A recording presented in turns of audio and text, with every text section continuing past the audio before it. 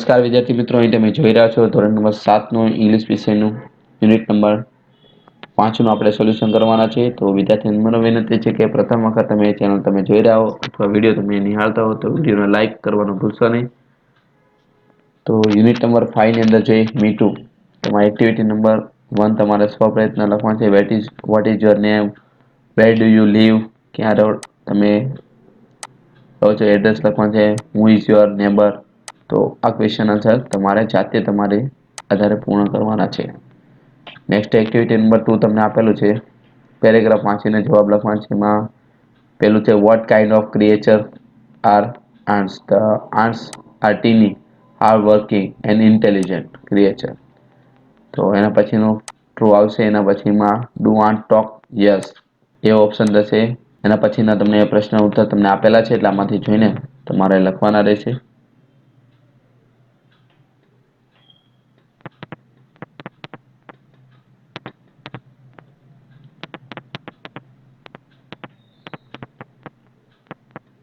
વિડીયોને પોઝ કરીને તમારે આમાંથી પ્રશ્નના ઉત્તર તમારે લખવાના છે તમારા આઈડિયલની અંદર.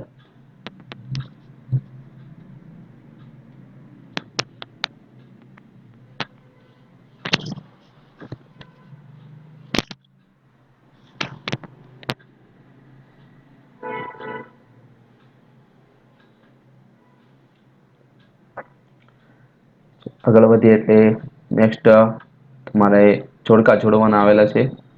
તેના પણ પ્રશ્ન ઉત્તર તમને અહીં આપેલા છે.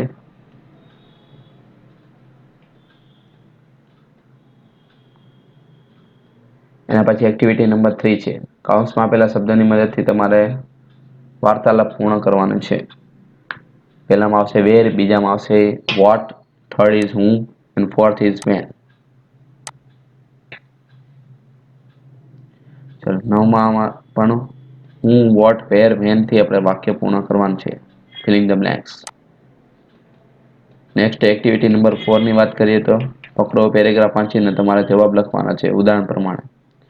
તો પેલું જોઈએ આપણે Pappu and Monica water the plants on Sunday.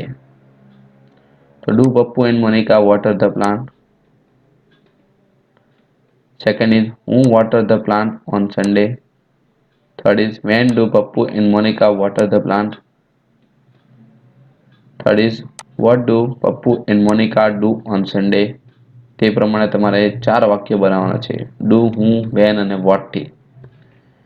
દરેક વાક્યના તમને 4 પ્રશ્નો બનાવીને તમને આપેલા છે. આમાંથી જોઈને તમારે તમારા આઈડિયલને તમારે લખવાના રહેશે.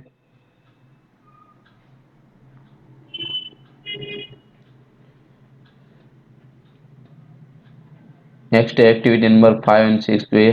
તેમાં પણ તમને WH યાની વોટ, હું, વેન અને વેર વડે ખાલી જગ્યા પૂર્ણ કરવાની છે. તો એ પણ તમને પ્રશ્ન ઉત્તર આપેલા છે.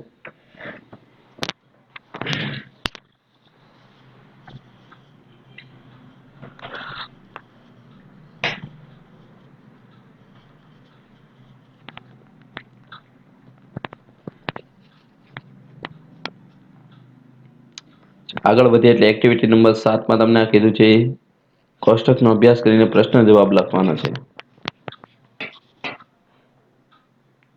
તેમાં પણ વોટ, વોઝ, વોટ, હું અને વેર થી વાક્ય તમને બનાવેલા આપેલા છે ક્વેશ્ચન આન્સર. તો એ પણ તમારે જવાબ લખવાના છે.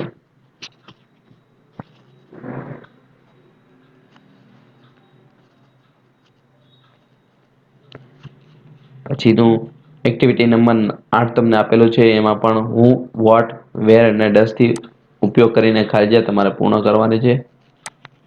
એ બધા જ તમને પ્રશ્નના જવાબ આપેલા છે.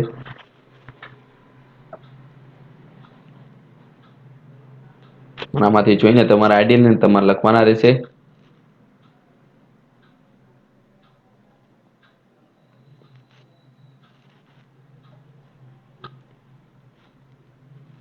ચલો એક્ટિવિટી નંબર 9 છે કે આપેલા મદદગારો માટે તમારે હિન્ટ્સ પરથી ફકરો લખવાનો છે.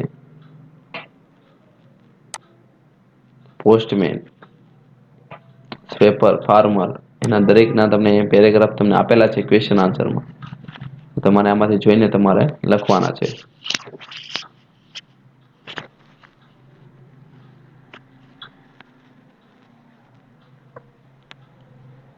નેક્સ્ટ ઇઝ તમે તમારો દિવસ કેવી રીતે વિતાવ્યો તેનું વર્ણન એક ડાયરીમાં તમારે લખવાનો છે.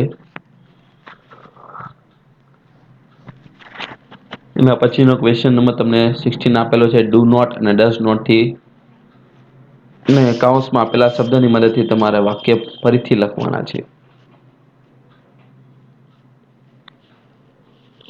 નેક્સ્ટ 17 તમને આપેલું છે. યસ અને નો વડે તમારે જવાબ પૂર્ણ કરવાના છે.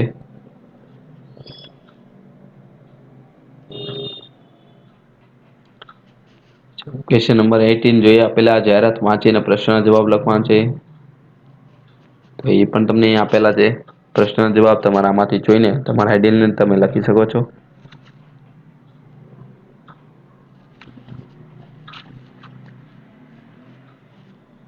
આ તો યુનિટ નંબર 5 નું સોલ્યુશન.